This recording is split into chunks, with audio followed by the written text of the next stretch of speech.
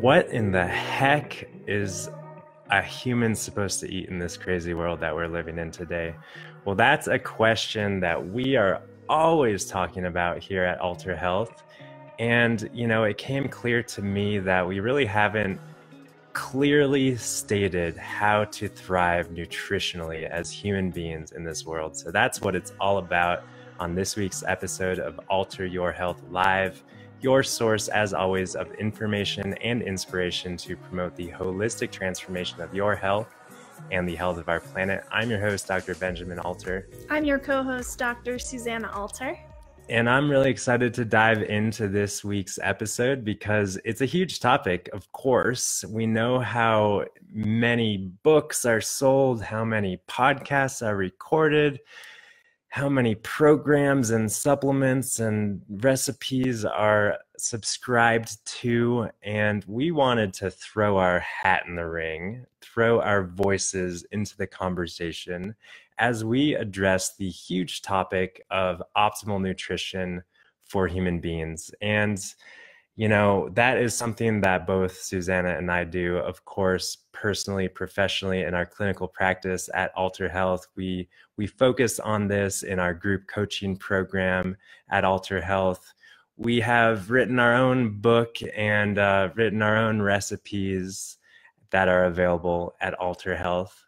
And we wanted to go into a little greater depth, given the happenings in recent times in the vegan plant-based world, specifically with regard to Ravana and other YouTube celebrities who are, no longer vegan, and even, some critiques and attacks of longtime holistic, whole food, plant-based nutrition advocates like Dr. John McDougall. I recently saw an episode, I think it was just last week, that he was on Dr. John Douillard's podcast, where he was kind of all over the place, mentally, and really seemed unstable.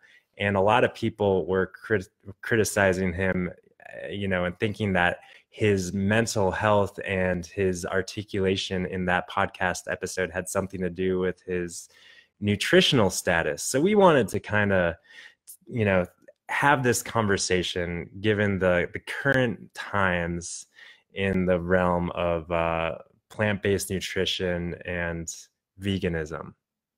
Yes. So maybe a lot of the things that I've already said kind of just flew over the heads of a lot of listeners out there.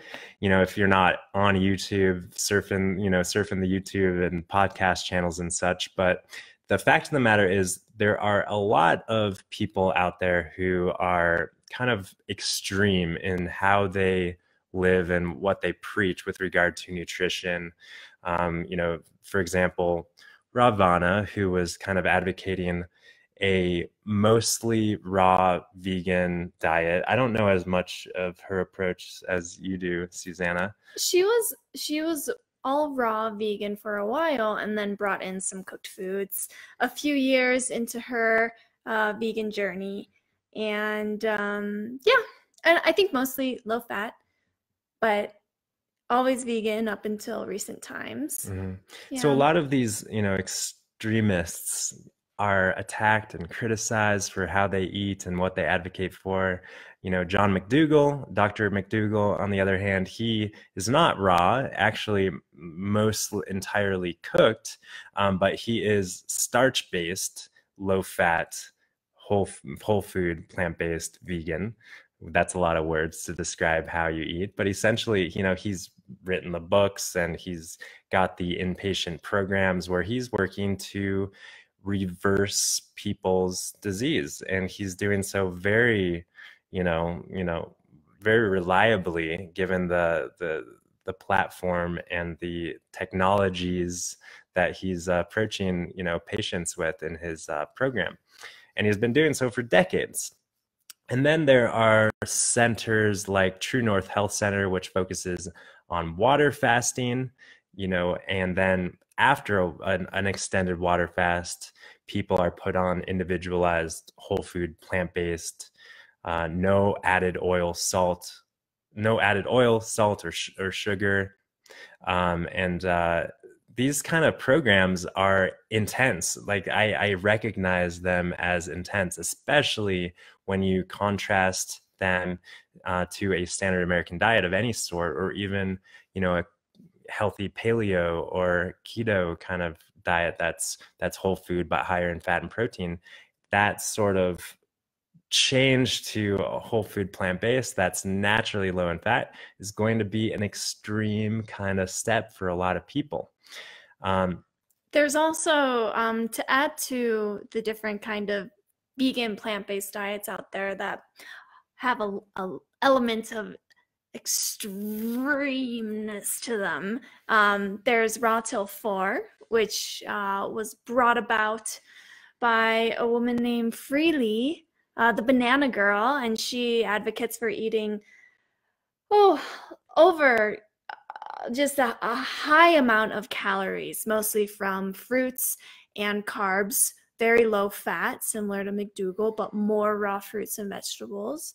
And then there's also, there's Dr. Furman. There's Dr. Furman. We just had Dr. Furman locally here in Carbondale last weekend, where, we've connected with him a couple times over the last couple of years, and he gave another inspiring talk, on nutritarianism, which is yet another philosophy on health and nutrition.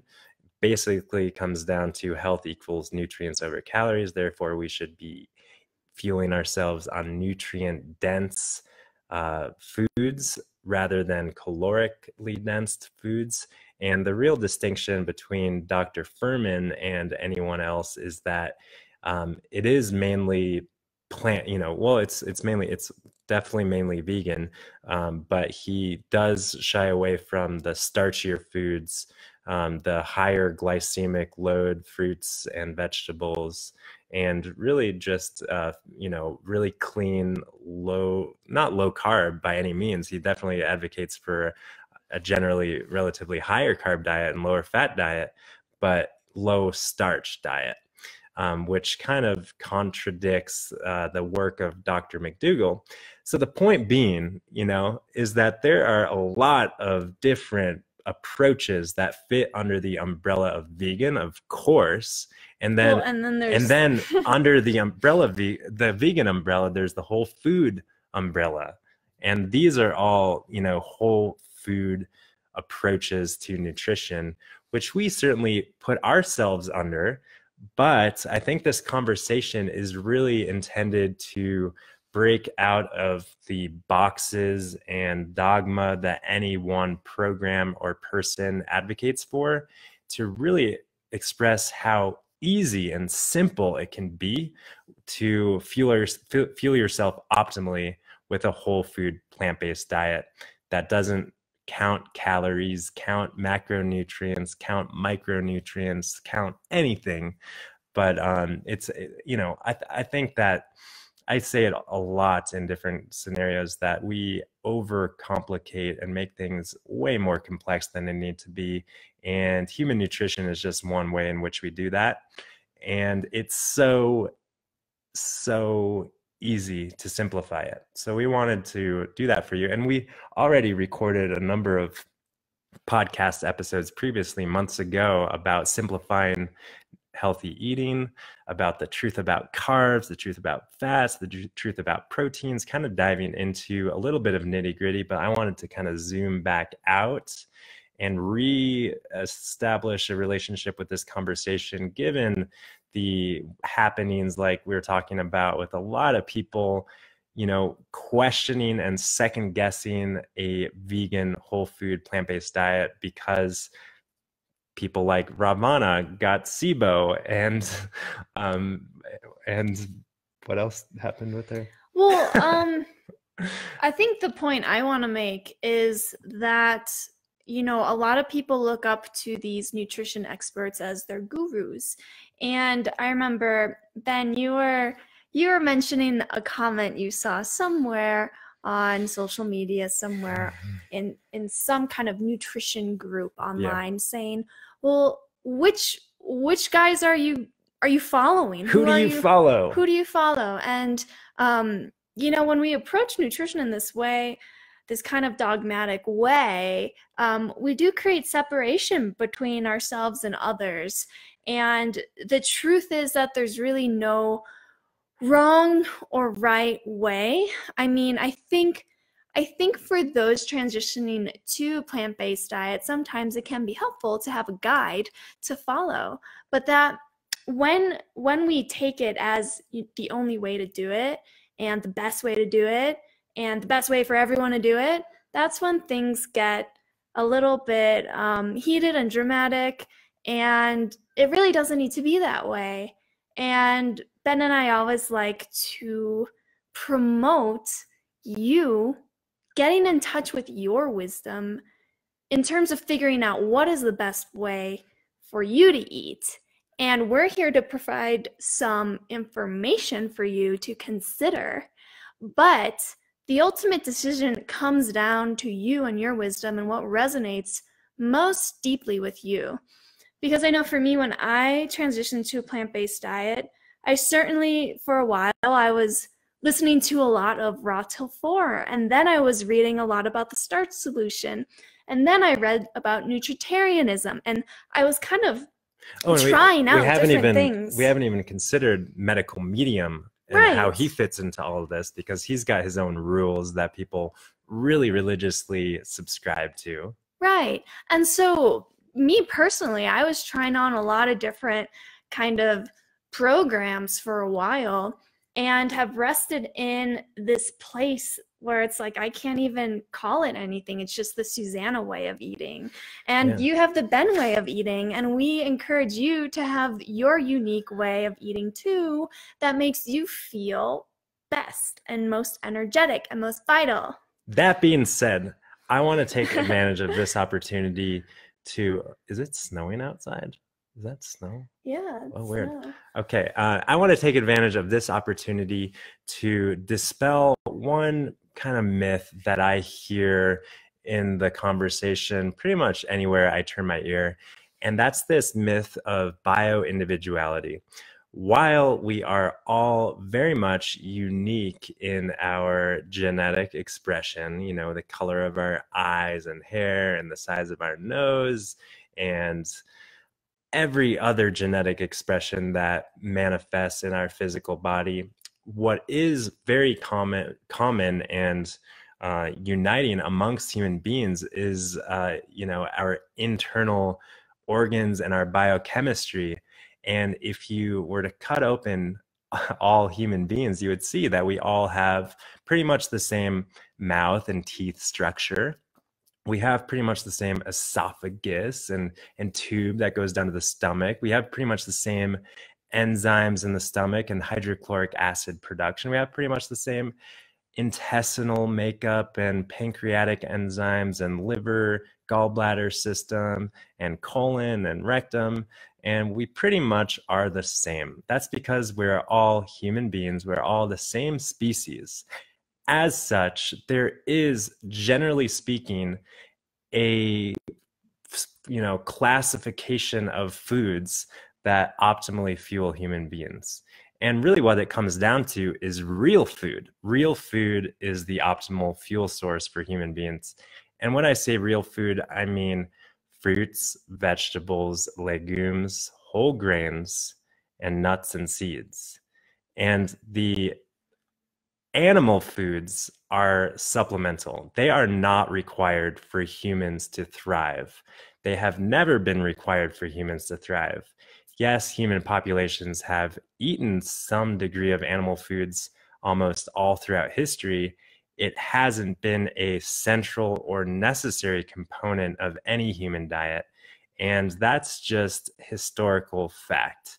And a lot of people, look back in time to argue for our Paleolithic style of diet. But I think it's important to look forward in time and look at a diet that not only nourishes and fuels our cells optimally, but allows for our earth, our world, to heal itself. Because our individual health is only dependent on the health of our greater community, the health of our planet. what good is our health and then what good is our heart beating and our brain thinking if we don't have a world to live on? So we have to consider the health of our planet.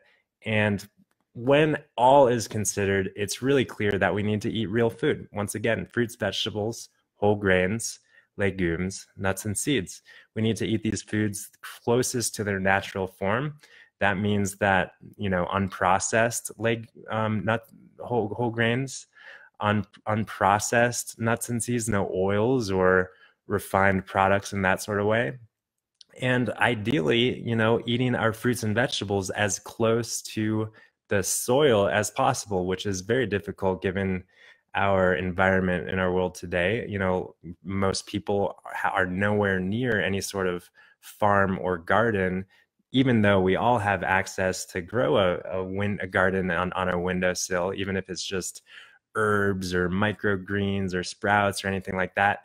But the extent that we can become connected and reconnected and close with our food source, that's the extent to which our health thrives.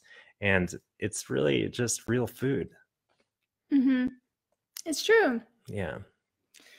So the way that we eat is a blend of kind of all of the whole food, plant-based kind of ideologies we mentioned earlier today.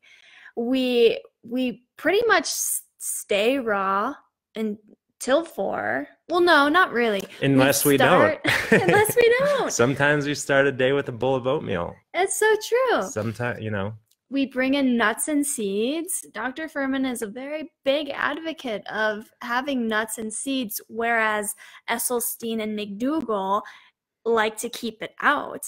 And the reason he brings nuts and seeds in is because we do require essential fatty acids, which are to some amount in fruits and vegetables. However, nuts and seeds have a much better source of these essential fatty acids. Mm-hmm. In addition to the minerals and fiber and all the things. Mm-hmm. And there's great studies that show the prevention of heart disease with consumption of nuts and seeds. Yeah, so that's, getting into some nuancy, picking apart things. But once again, it comes down to eating real food.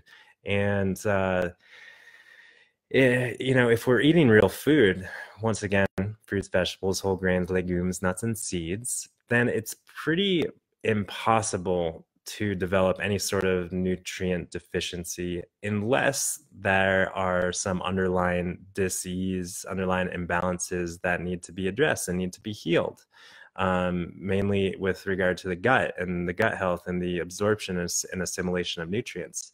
And that's where more extreme sort of interventions can come into use, like a fast or a cleanse or a reboot diet or a detox or a water fast.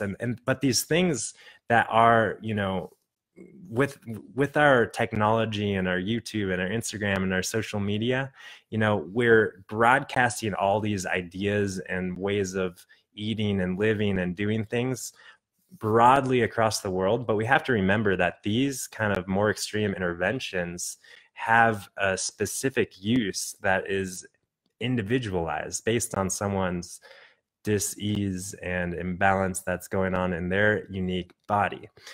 So I think that a lot of people who are experimenting with these extreme ways of living and eating for extended periods of time, like, just an average Joe going on a 40-day water fast, or Ravana going on a 2-year raw vegan diet.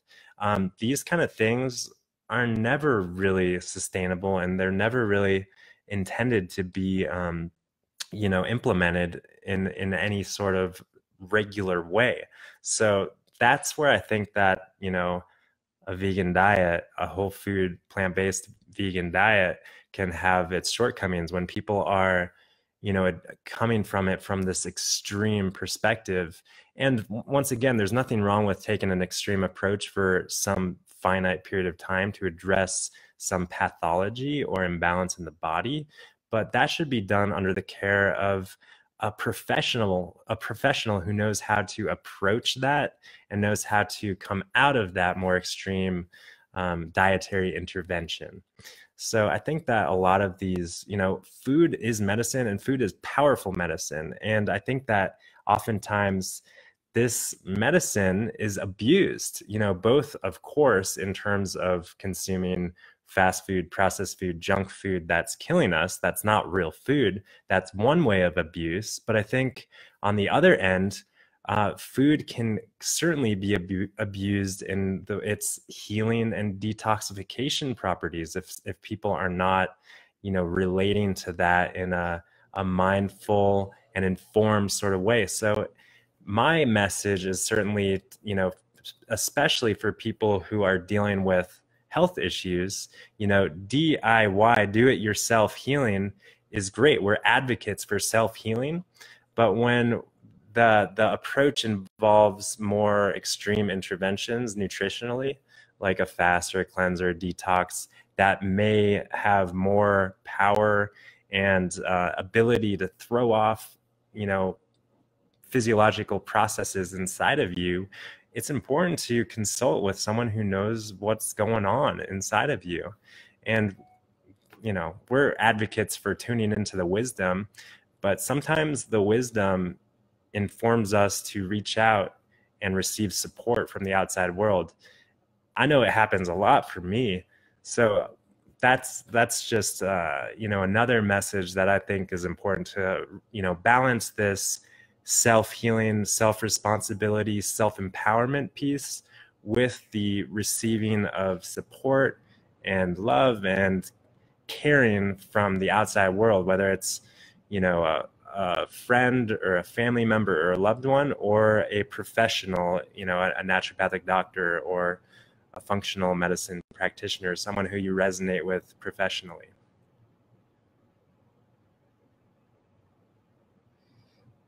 Okay, what direction are we going in now? Well, we've gone 22 minutes, so I'm trying to think if there's anything else that I haven't said. I've said a lot, but I was the one, if you couldn't tell, listeners and viewers out there, I was the one who had the idea of talking about this subject. Susanna was like, okay, we can do that. But I felt like, in the current media, social media and what's going on out there, like we kind of started this conversation with, Ravana and all the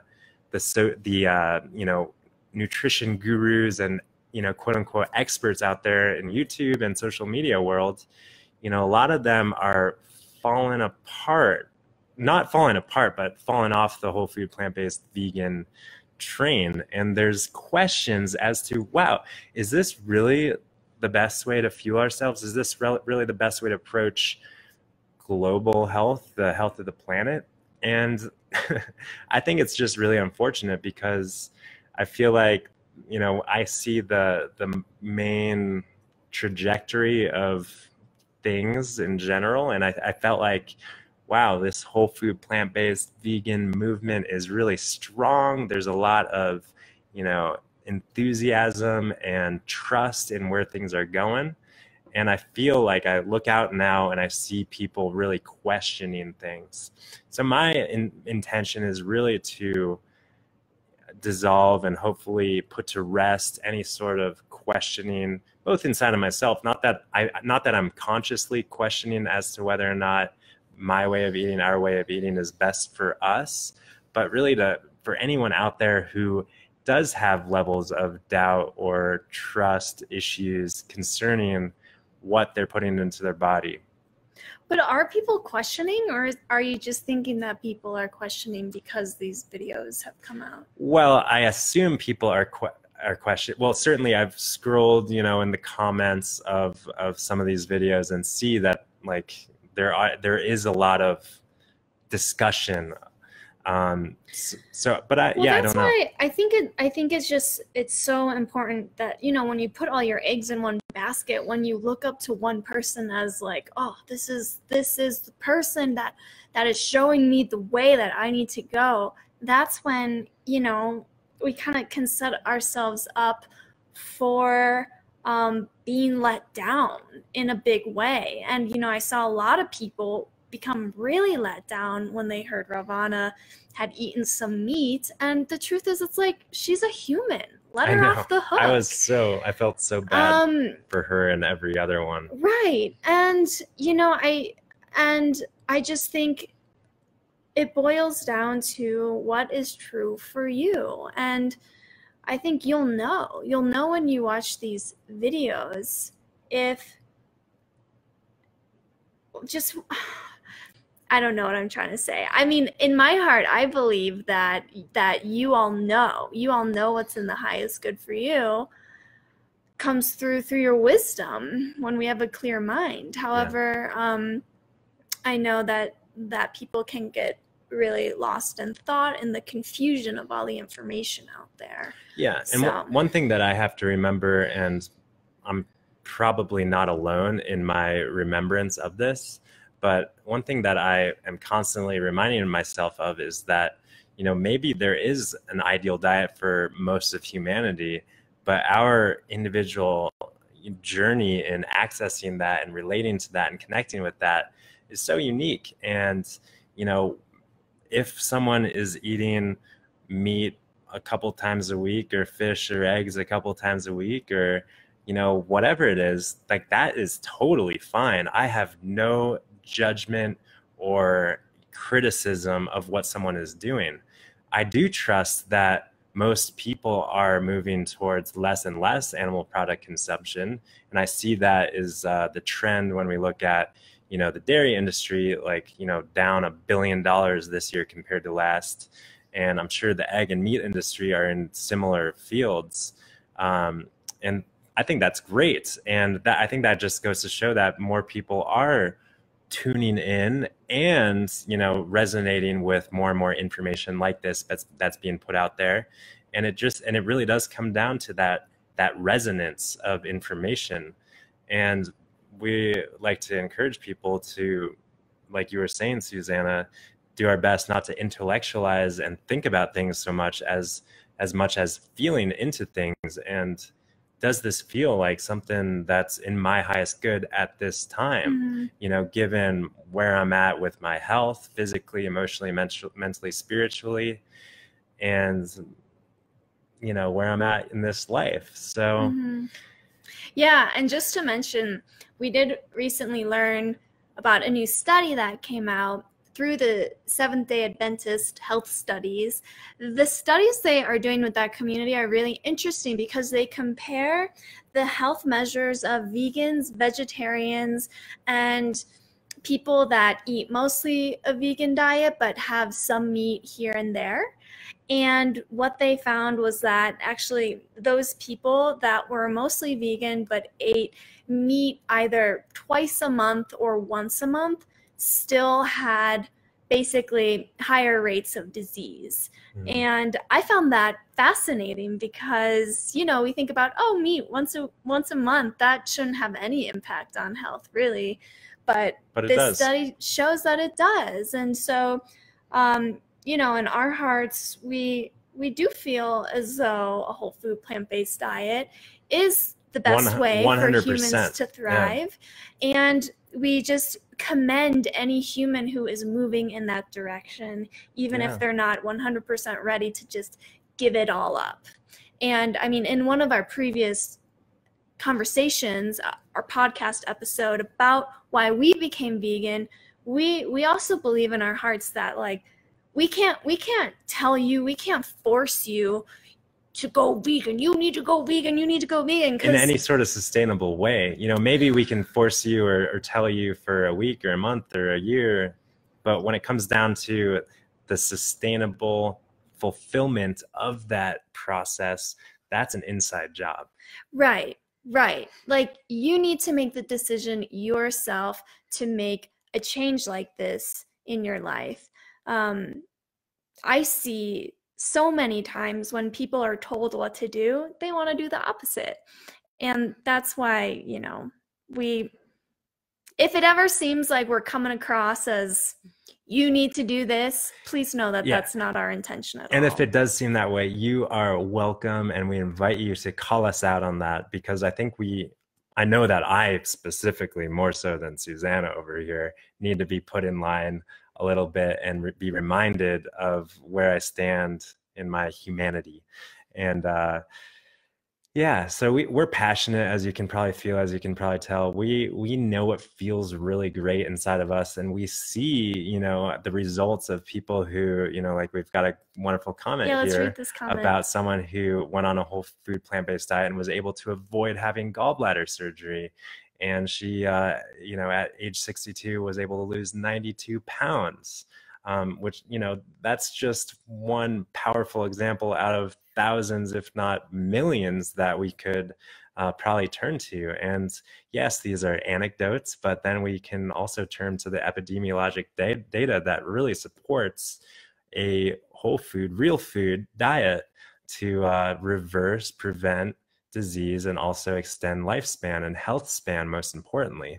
So this is, this is certainly one of my most enthusiastic passions in my life. And I just feel more and more called to speak up and articulate what's in my heart on the matter. And that's what leads me to bring up this conversation at this time today, just because I feel like in the climate of our nutritional, conversation that's happening across the internet, and,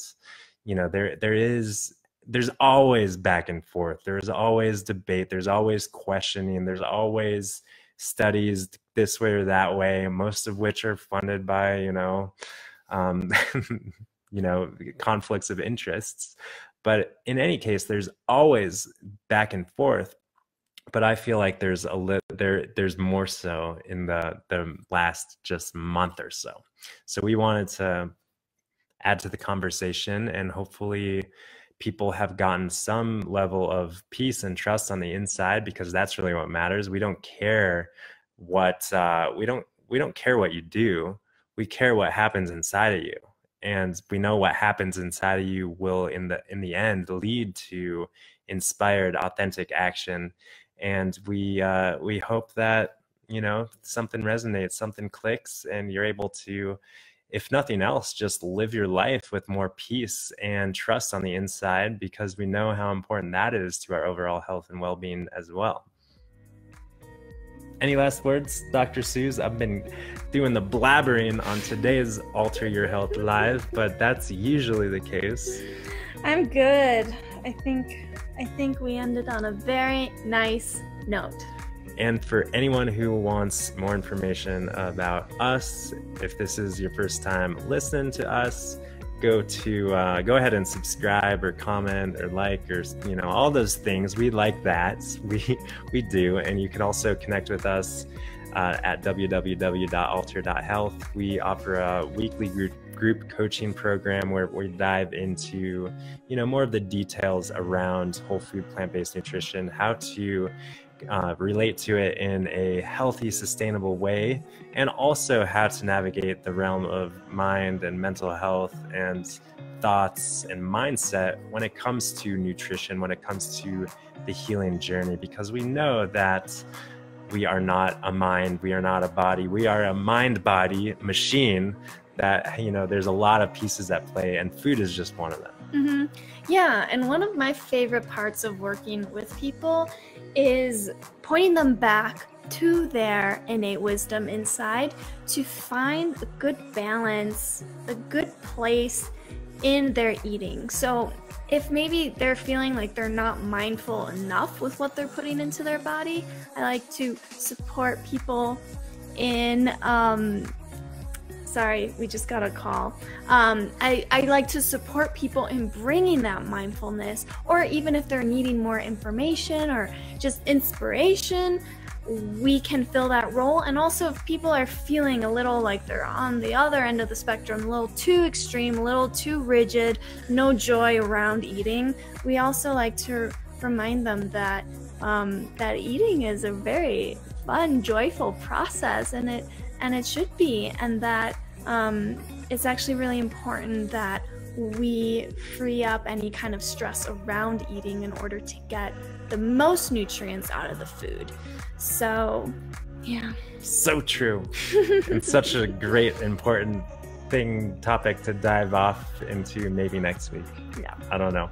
But if on that note, one thing that I really intend moving forward in terms of this podcast, we're typically having, just talking about what we want to talk about, what's on our hearts and what's in our minds in any given week. But if you guys have any specific ideas, topics, questions that you'd like us to dive off and attack, we'd love to hear your feedback and hear your thoughts around maybe some podcast topics for these Alter Your Health live episodes. And of course, there are the weekly episodes that are longer format, even though we're at 35 minutes here.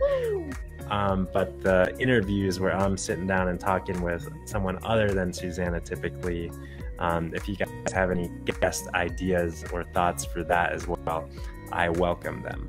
Mm-hmm. So that's enough for today. We will sign off and send you off with a lot of blessings of peace and health in your life, in your relationships with food, and in the universe at large. So until next time, peace and love. Bye-bye.